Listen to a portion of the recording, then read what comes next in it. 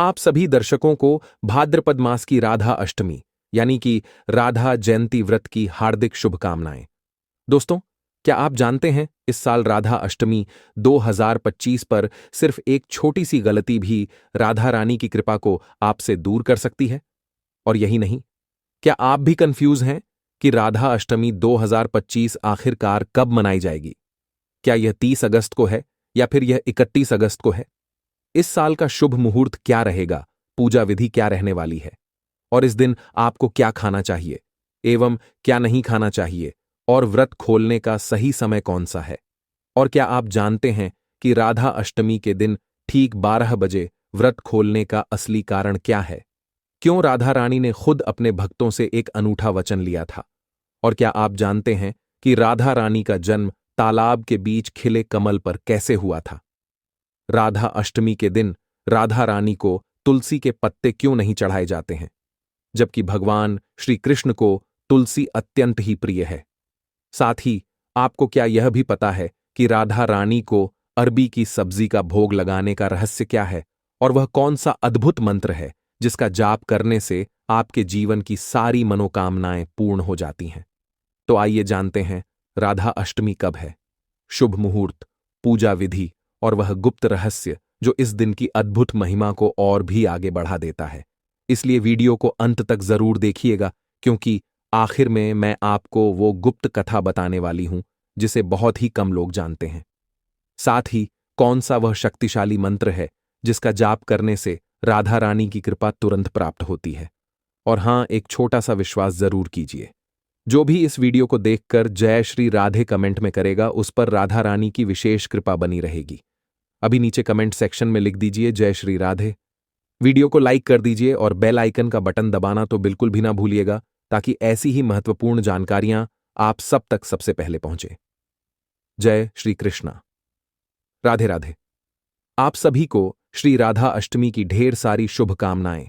सनातन धर्म में राधा अष्टमी के त्योहार का महत्वपूर्ण स्थान है। इस दिन श्री राधा रानी का अवतरण हुआ था। यह मान्यता है कि इस दिन व्रत रखकर श्री राधा रानी का ध्यान करने से सारी मनोकामनाएं पूरी हो जाती हैं। धार्मिक मान्यताओं के अनुसार भाद्रपद शुक्ल अष्टमी के दिन वृषभानु जी के घर राधा रानी का जन्म हुआ था। इस दिन को उनके जन्मोत्सव के रूप में मनाया जाता है और आज के दिन ही राधा रानी के साथ भगवान श्री कृष्ण की पूजा भी की जाती है। ऐसी मान्यता है कि इस दिन राधा रानी बृजभानु जी को एक तालाब में खिले हुए कमल के पुष्प के बीचों बीच मिली थी। वह तिथि अष्टमी ही थी। तभी से अष्टमी तिथि को श्री राधा अष्टमी का पर्व मनाया जाता है। धार्मिक मान्यताओं के अनुसार इस दिन राधा कृष्ण की पूजा करने से भगवान श्री कृष्ण प्रसन्न होते हैं और अपने भक्तों की सभी मनोकामनाएं पूर्ण करते हैं। इस व्रत को रखने से गृहस्थ जीवन में सुख, समृद्धि और सौभाग्य की भी वृद्धि होती है। मध्याह्न काल में भगवान श्री कृष्ण और राधा रानी की पूजा करना विशेष लाभदायक रहता है। राधा अष्टमी के दिन आप राधा रानी की पूजा करते समय उन्हें अरबी की सब्जी का भोग अवश्य लगाएं, जो कि शुद्ध सात्विक बनी हो, क्योंकि अरबी की सब्जी ऐसा कहा जाता है कि राधा रानी को अत्यंत ही प्रिय है। इस दिन ओम रिंग श्री राधिका मंत्र का जाप करना चाहिए। कुंवारी कन्या या अविवाहित लोग यदि इस मंत्र का जाप करते हैं तो उनके विवाह में आ रही बाधाएं दूर होती हैं। जो लोग प्रेम विवाह करना चाहते हैं वो आज के दिन ओम क्लीं कृष्णाय गोपीजन वल्लभाय स्वाहा, ओम क्लीं कृष्णाय गोपीजन वल्लभाय स्वाहा इस मंत्र का यथासंभव जाप करें। लेकिन यह मंत्र तो बस एक शुरुआत है, क्योंकि आगे हम आपको देंगे वो खास गुप्त मंत्र जिसे केवल कुछ लोग ही जानते हैं और कहते हैं कि उसके जाप से मनोकामनाएं तुरंत पूर्ण हो जाती हैं। लेकिन उससे पहले जान लेते हैं राधा अष्टमी की पूजा कैसे करें। लेकिन ठहरिए, सिर्फ पूजा विधि ही जानना काफी नहीं है। आगे हम आपको बताएंगे वह शुभ मुहूर्त के बारे में, जिसे अगर आप नहीं जानेंगे तो व्रत का असर आधा भी नहीं होगा। तो इसलिए सबसे पहले जान लेते हैं पूजा विधि क्या है। पौराणिक कथाओं के अनुसार श्री राधा रानी भगवान श्री कृष्ण से आयु में बड़ी थी। आज के दिन हो सके तो पूजा करके व्रत जरूर रखें। व्रत बहुत ही आसान है और राधा रानी की पूजा में ज्यादा आपको नियमों का पालन भी नहीं करना होता। राधा अष्टमी के दिन सुबह जल्दी उठकर स्नान आदि से निवृत्त होने के बाद साफ स्वच्छ वस्त्र धारण करें। फिर एक चौकी बिछाकर उस पर आप साफ लाल या पीला वस्त्र बिछाएं। आसपास मंडप सजाएं, रंगोली बनाएं और फिर आपको राधा रानी की जो भी मूर्ति या तस्वीर है उनकी स्थापना करनी होती है। पंचामृत से राधा रानी का अभिषेक करें।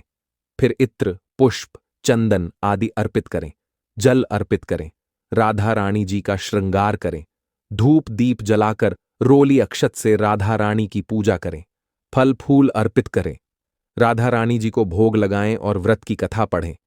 तो चैनल को सब्सक्राइब जरूर कर लीजिएगा।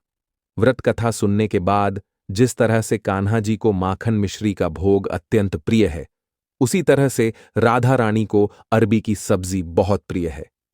तो आज के दिन भोग में आप शुद्ध सात्विक अरबी की सब्जी राधा रानी को भोग में अर्पित करें। आप कोई भी मौसमी फल, दूध या दूध से भरी मिठाइयों का भोग तो लगाते ही हैं। 60 में अरबी की सब्जी बनाकर आप उसे प्रसाद रूप में खुद भी ग्रहण करें। दोपहर में अरबी की सब्जी से ही आप अपना उपवास भी खोल सकते हैं। भगवान को जो भी आप भोग अर्पित करते हैं उसमें तुलसी के पत्ते अवश्य रखें, लेकिन ध्यान रखिएगा राधा रानी को तुलसी के पत्ते अर्पित न करें। ध्यान रखें, शुद्ध सात्विक भोजन यानी बिना लहसुन प्याज का भोजन आज के दिन बनना चाहिए और उसी का भोग भी लगाना चाहिए। पूजा करते समय आप श्री राधा कृपा कत्थ स्तोत्र या फिर श्री राधा चालीसा का पाठ करें। सबसे अंत में राधा जी की और भगवान श्री कृष्ण की आरती गाएं। आज के दिन भगवान कृष्ण और राधा रानी की एक साथ पूजन जरूर करना चाहिए। कहते हैं कि जन्माष्टमी का व्रत रखने वाले भक्तों को राधा अष्टमी का व्रत भी जरूर रखना चाहिए, तभी जन्माष्टमी व्रत का पूर्ण फल प्राप्त होता है। पूजा करते समय ओम ह्रीं श्रीं राधिकाय नमः, जय जय श्री राधे, ओम श्री राधा कृष्ण बल्लभाय नमः, श्री राधे राधे हरे श्री कृष्ण मंत्र का जाप करें और इसके साथ ओम ह्रीं श्रीं राधिकाय विद्महे गोपवल्लभाय धीमहि तन्नो राधा प्रचोदयात इस मंत्र का भी यथासंभव यथाशक्ति जाप कर सकते हैं। बिल्कुल साधारण सी विधि है। आप सुबह संकल्प लेकर व्रत आरंभ करें। अपनी शक्ति के अनुसार, समय के अनुसार सुबह पूजा पाठ विधि विधान से करें। सुबह यदि समय ना हो तो साधारण तरीके से संकल्प लेकर आप दोपहर में ठीक 12 बजे के बाद इस उपवास को खोल सकते हैं। अगर आप उपवास खोलते समय यानी कि 12 बजे के बाद आसपास घर पर नहीं हैं, विधि विधान से पूजा आप घर पर नहीं कर सकते, तो आप जहां कहीं भी हैं, चाहे काम के सिलसिले में आप बाहर हो, तो वहीं पर आप चाहे यात्रा ही क्यों ना कर रहे हो, वहीं पर आप आंख बंद करके सच्चे मन से श्री राधा रानी को और भगवान श्री कृष्ण को हाथ जोड़कर प्रणाम करें। मन से ही आप उन्हें पूजे यानी कि मन से धूप दीप जलाकर उनका ध्यान करें। मन में किसी एक मंत्र का जाप करें और मन से ही उन्हें भोग भी यानी कि मानसिक रूप से आप उन्हें भोग भी लगाकर अपना उपवास खोल सकते हैं। इसके लिए आप साथ में कोई फल, मिठाई या फिर अरबी की सब्जी साथ लेकर जाएं। दोपहर ठीक 12 बजे के बाद मन से भोग लगाने के बाद आप इन्हीं को प्रसाद के रूप में ग्रहण करके अपना उपवास खोल सकते हैं।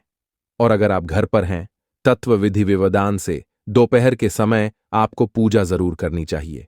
वैसे तो सभी को अपनी अपनी सामर्थ्य के अनुसार ही राधा रानी की पूजा करके उन्हें भोग लगाना चाहिए, लेकिन अरबी की सब्जी के अलावा आप आज के दिन उन्हें मीठा पान भी अर्पित कर सकते हैं।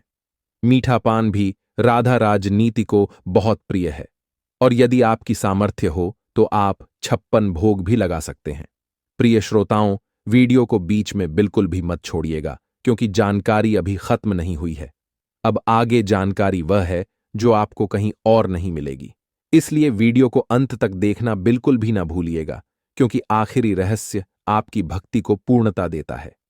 लेकिन उससे पहले कुछ लोग यह भी जानना चाहते हैं कि क्या आज के दिन हम राधा रानी को सिंदूर चढ़ा सकते हैं, चुनरी या श्रृंगार की सामग्री अर्पित कर सकते हैं। तो देखिए, श्री राधा रानी भगवान श्री कृष्ण की प्राण वल्लभा हैं, उनके हृदय में विराजमान है। लोगों को ऐसा मानना है कि भगवान श्री कृष्ण का श्री राधा रानी से विवाह नहीं हुआ था, लेकिन अगर आप धार्मिक पुराण पढ़ेंगे तो आप स्वयं जानेंगे कि ब्रह्मा जी ने ही भगवान श्री कृष्ण और राधा रानी का विवाह रचाया था। इसलिए राधा रानी भगवान श्री कृष्ण की पत्नी भी हैं। अर्धांगिनी भी हैं, और आज के दिन जो भी भक्त राधा रानी को इस रूप में देखते हैं और राधा रानी को सिंदूर भी चढ़ा सकते हैं, उनका 16 श्रृंगार भी कर सकते हैं। आइए जान लेते हैं कि राधा अष्टमी 2025 आखिर कब मनाई जाएगी। तो देखिए, वैदिक पंचांग के अनुसार इस बार 2025 में राधा अष्टमी आ रही है, 31 अगस्त 2025 रविवार के दिन। इस बार अष्टमी तिथि आरंभ हो जाएगी 30 अगस्त शनिवार को रात्रि में 10:46 पर, और यह अष्टमी तिथि पूर्ण हो रही है अगले दिन 31 अगस्त रविवार के दिन रात्रि में 12:57 पर। इसलिए उदया तिथि के अनुसार 31 अगस्त रविवार के दिन ही हम पवित्र राधा अष्टमी पर्व मनाएंगे, और इसी दिन से ही श्री महालक्ष्मी व्रत भी प्रारंभ हो जाते हैं, और इसी दिन को दुर्गा अष्टमी के नाम से भी जाना जाता है, जो लगातार 16 दिन तक रखे जाते हैं। चैनल को सब्सक्राइब अवश्य कर लीजिए, और हां, पास वाले बेल आइकन का बटन दबाना तो बिल्कुल भी ना भूला करें। राधा अष्टमी के दिन राधा रानी का अभिषेक करने के लिए मध्याह्न काल में शुभ मुहूर्त प्राप्त हो रहा है, जो कि है दोपहर 11:05 से लेकर 1:38 के बीच में, और इस प्रकार पूजा के लिए कुल समय अवधि हमें प्राप्त होगी 2 घंटे 33 मिनट की। राधा अष्टमी के दिन प्रातः ब्रह्मा मुहूर्त का समय रहेगा, सुबह 4:29 से लेकर 5:14 के बीच में, और सूर्योदय होगा सुबह 5:59 पर। प्रातः काल में भगवान श्री कृष्ण और श्रीमती राधा रानी की पूजा करने का प्रातःकालीन समय है सुबह 4:51 से लेकर 5:59 के बीच में। इस समय के दौरान प्रातः ब्रह्मा मुहूर्त में उठकर स्नान आदि से शुद्ध होकर अपनी नित्य पूजा करनी चाहिए। भगवान श्री कृष्ण और श्रीमती राधा रानी की विशेष पूजा अर्चना और प्रार्थना करनी चाहिए। इस दिन विशेष अनुराधा नक्षत्र रहेगा शाम 5:27 तक, जो कि किसी भी शुभ कार्य करने के लिए अत्यंत मंगलकारी बताया गया है। इस दिन भद्रा का वास रहेगा सुबह 5:59 से लेकर 11:54 के बीच में। आप दोपहर में पूजा करने के बाद जो व्रत पारणा मुहूर्त है, उस समय व्रत का पारण कर सकते हैं। स्वयं पारण करने से पहले यथासंभव दान दक्षिणा किसी को अवश्य दें। श्री राधा रानी के दिन दोपहर में ठीक 12 बजे के बाद ही राधाष्टमी का व्रत क्यों खोला जाता है, इस बारे में एक कथा प्रचलित है, जिसे स्वयं श्री राधा रानी ने कहा है। तो आप सभी श्रद्धापूर्वक इस कथा को अवश्य सुनिए। बात उस समय की है जब कंस के अत्याचारों से धरती के लोग बहुत दुखी हो गए थे। कंस अपनी प्रजा पर तरह तरह के अत्याचार कर रहा था, यहां तक कि उसने अपनी बहन और बहनोई देवकी और वासुदेव को भी कारागार में बंद करवा दिया था। तब सभी देवी देवताओं की प्रार्थना पर भगवान श्री कृष्ण ने यह वरदान दिया कि अब मेरा धरती पर अवतार होगा। तो यह बात भगवान श्री कृष्ण ने गोकुल धाम में वास करने वाली श्री राधा रानी को बताते हैं कि राधे, अब मैं धरती पर अवतार लेने वाला हूं।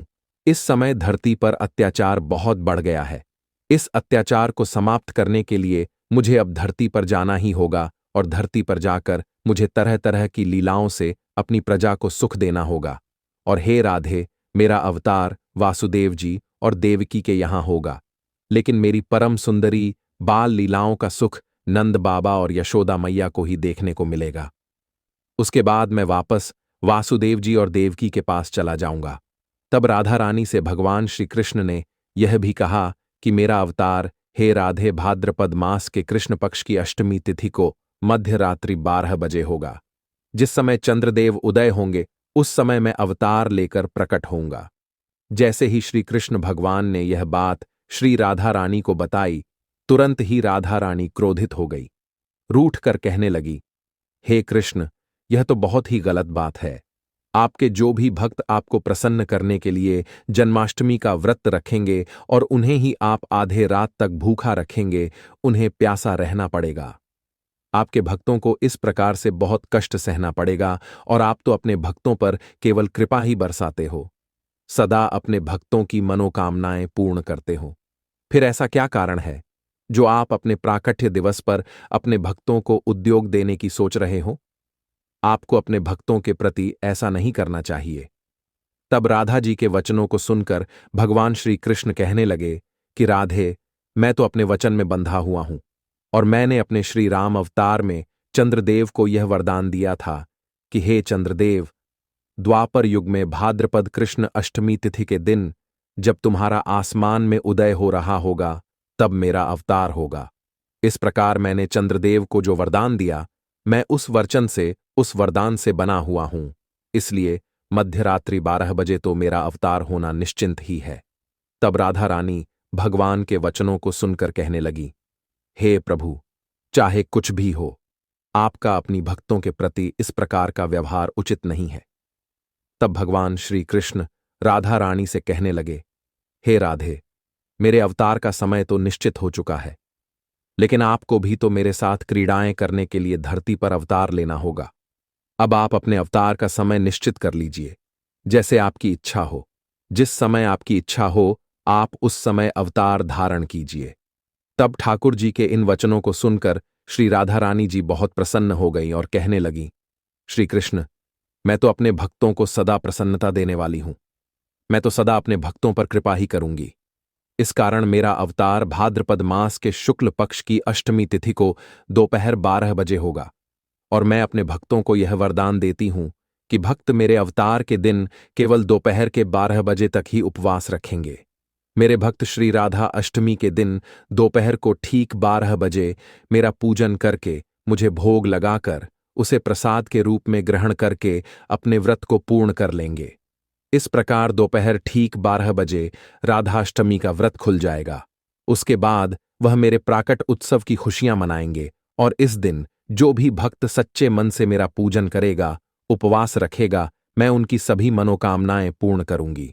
सदा उन पर अपना आशीर्वाद बनाए रखूंगी। मैं अपने ऐसे भक्तों के जीवन में कभी कोई कमी नहीं रहने दूंगी जो मेरा और आपका नाम एक साथ लिया करेंगे, जो मेरी कथाओं को सुनेंगे, मेरे नाम का कीर्तन करेंगे।